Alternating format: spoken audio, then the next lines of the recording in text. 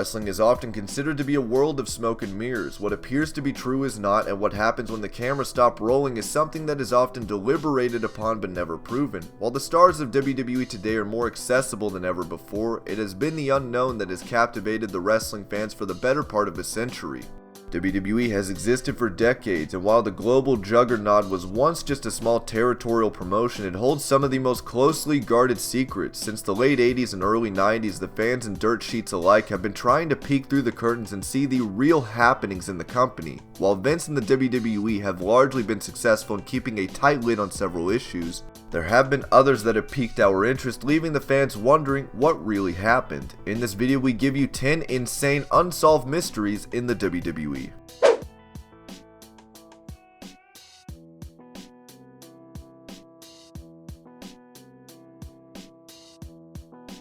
Not too long ago, a parody account emerged on Twitter with the name Cranky Vince. What was interesting was that the tweets being put up were actually making fun of the storylines that were being discussed behind closed doors. Reports then emerged that WWE management started to get paranoid, believing it was indeed one of the writers or staff members.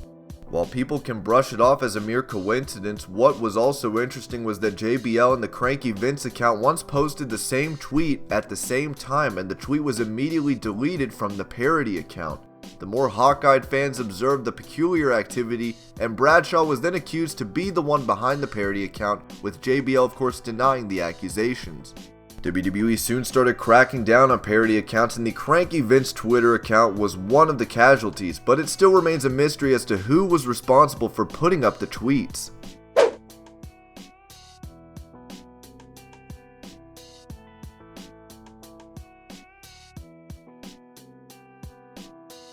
As the chairman of the global leader in sports entertainment, Vince McMahon has to constantly be on his toes. However, in what could arguably be the first, McMahon has tried to kill his character on television multiple times. As fate would have it, Vince had to return to WWE programming for one reason or the other. While the reason behind Vince's return after his limousine explosion could easily be explained, the more sinister question is yet to be answered. Who tried to kill Vince's character during the Vince McMahon's $1 Million Mania segment? McMahon was giving away $1 million to the fans, but after he gave away $500,000, the stage started to collapse. Vince would be trapped under the rubble. This was when Vince wanted to take himself off TV, but Vince returned a few months later and the segment was never mentioned, and WWE conveniently forgot about the accident. The question still remains, who tried to kill Mr. McMahon in 2008?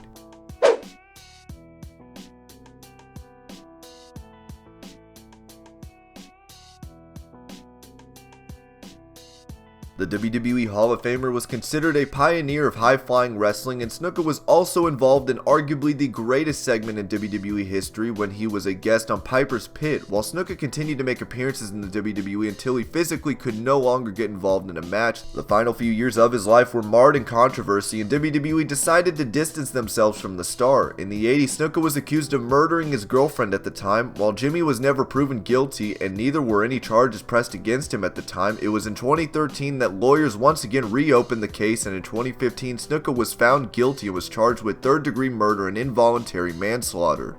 However, the charges would be dismissed in 2017, with the judge deciding that Jimmy was not mentally fit to stand trial. The question continues to haunt the Snuka family, and one has to wonder why it took the justice system over 3 decades to find the former WWE star guilty.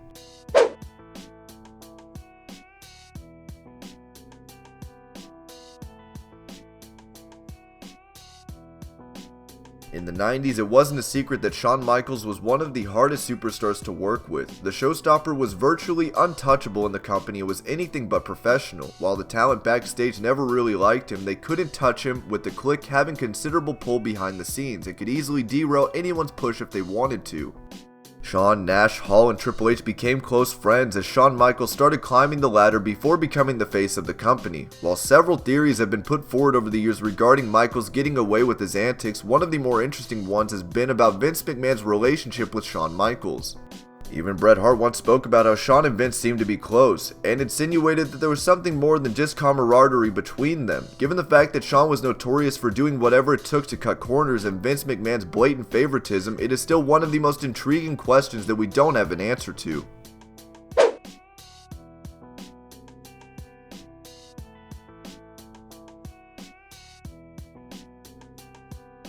When Jeff Jarrett left WWE to join WCW, Vince McMahon vowed that he would never hire Jarrett again. In fact, when Vince bought WCW, one of the very first things he did was fire Jarrett and announced on national TV that he would be gone from the company. The relationship soured when Jarrett reportedly asked Vince to pay up $300,000 for the No Mercy pay-per-view and threatened Vince that he would not defend the Intercontinental title otherwise. Jarrett's WWE contract had run out the day prior, and Vince had to make a choice between paying Jarrett the money he wanted or letting Jarrett appear on his rival's flagship show with the Intercontinental title. Vince finally decided to pay Jeff, but there was apparently much more to the story. According to multiple sources, Jarrett and Vince Russo had thought about the entire plan, and when Russo quit WWE to go to WCW, that was also when Jarrett's WWE contract was nearing its expiration. After leaving WWE, Jarrett immediately appeared on WCW programming and became the WCW World Champion. The head booker of WCW at the time was Vince Russo. While it could just as easily be a coincidence, it also remains as one of the most interesting stories that nobody really knows the truth about.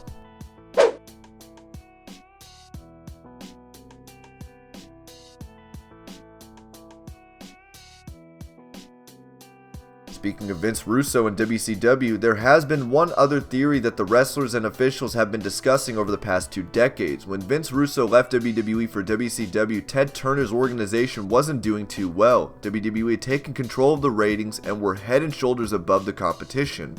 However, WCW still had the likes of Hogan, Nash, Flair, and had a stacked card, with talented wrestlers such as Eddie Guerrero and Chris Benoit on their payroll. Russo's time in WCW was chaotic to say the least. Many hold Vince Russo accountable for WCW leaking millions of dollars. And given how poorly Russo booked matches and angles in the company, theories started to come to the fore about Vince Russo being a mercenary, and it was Vince McMahon that sent Russo to WCW to destroy the organization from within. Considering that was exactly what Russo did, it remains as one of the greatest unsolved mysteries in pro wrestling.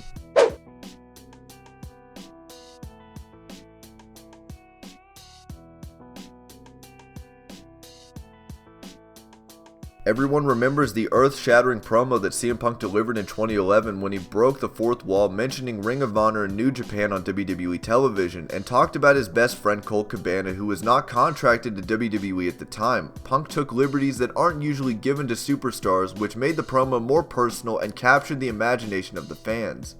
However, there was something interesting that Punk said towards the end of the promo that no one pays much attention to. Punk was about to reveal something about Vince, and the Second City Stamp brought up how WWE does anti-bullying campaigns. However, before he could elaborate further, the WWE cut off his mic and the program went off the air. Not many people know about the WWE culture, but considering the fact that Punk had to swim through the muck to get to the top, his revelation could have just as easily shook the entire wrestling industry.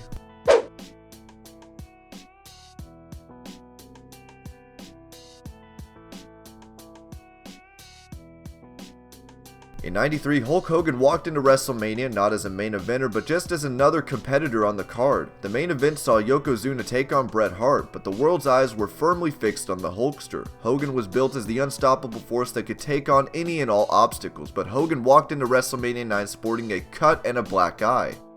While WWE played it off as a part of the storyline, reports surfaced that Hogan and Randy Savage got into a fight, with Macho Man alleging that Hogan was having an affair with Miss Elizabeth. Hogan won the WWE title at Mania, which took some of the attention off his bruises, and the world started to talk about Hogan winning the championship. The more ardent fans, however, wanted to get to the bottom of Hogan's bruises, but only 3 people know what really happened, with Hogan being the last surviving member.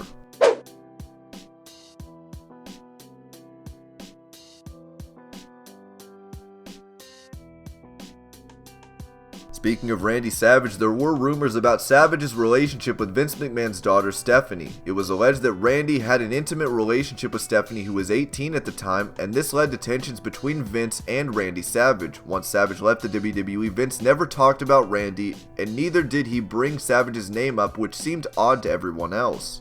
Considering the fact that Savage sadly passed away many years ago, and Stephanie is happily married and is a mother, not to mention the fact that she is in line to take over the reins of the company from her father, we will likely never get to the bottom of this rumor or what really happened between Savage and Vince McMahon that made him ostracize Randy from the WWE for so long.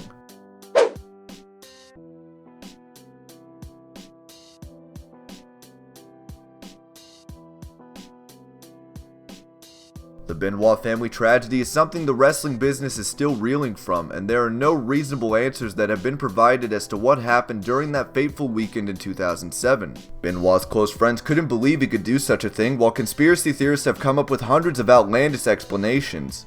But what really pushed Chris over the edge? We will never know about the incidents leading up to the deplorable events that took place over a decade ago, and it will go down as one of the greatest unsolved mysteries in the history of the industry.